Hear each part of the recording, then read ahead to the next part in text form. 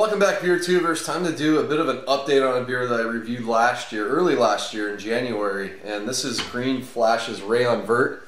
This bottle is now over a year old at this point, probably 13 and a half months old at this point. Actually, maybe even older, because I believe they did bottle it at the end of 2011. So anyway, I got it poured out already because this beer will absolutely gush on you. I believe it was even gushing on people around 6 months old, so over a year old at this point.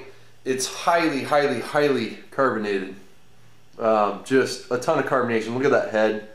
There's a lot of small bubbles, huge bubbles, you know, forms a big solid head on there.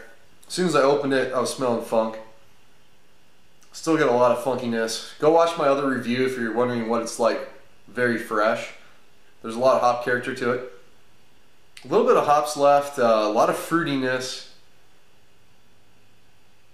Yeah, I mean, there's a little bit of like that hay funkiness, not quite barnyardy. A lot of that fruitier funk, that more tropical sort of funk fruitiness to it. Getting that, a lot of that on those. There's a lot of floral component, maybe a little bit of that citrus characters left over, like a touch of a sweeter orange character, but it's gonna be hard to dig in. Let's dig in. Cheers.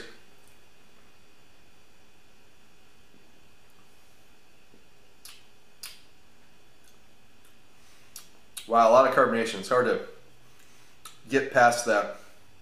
Very dry beer.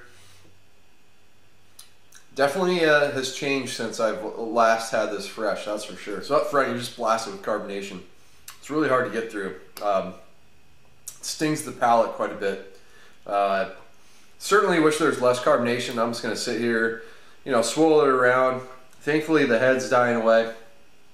This beer is very fruity, very funky at this point. The little bit of bitterness, some of that hop character is certainly gone. I get a little more on the nose, I think, I do on the flavor. I wish there was a bit more of a malt character to it. It's very dry. So there's basically no residual sugars at this point. But it's very fruity. A lot of like pear, apricot, a little bit of green apple, but mostly like a more red apple character to it. Kind of a little bit of apple skin character. There's some nice funkiness to the back end of the beer. Like I said, on the nose, you don't get that really hoarse, blankety, barnyard funkiness. It's more of that wet hay funk. More of the, like, just a lot of stone fruits coming through.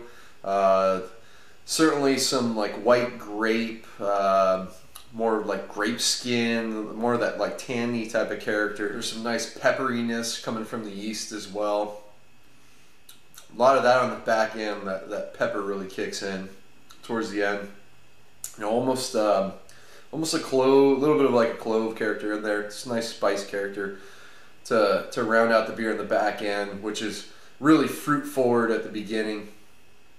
And it's worked out nicely. It's certainly, the hop character is mostly gone. There's a little bit of an earthiness to it.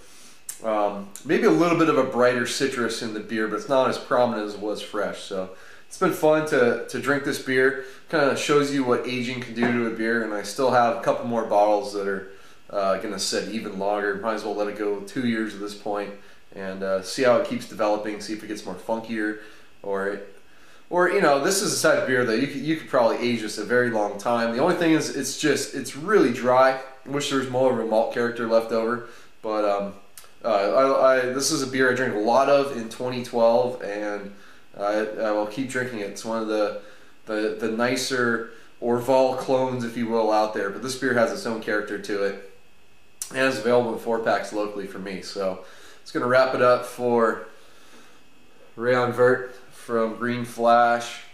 Just an update on this one. Thanks for watching. Please comment, subscribe. Cheers.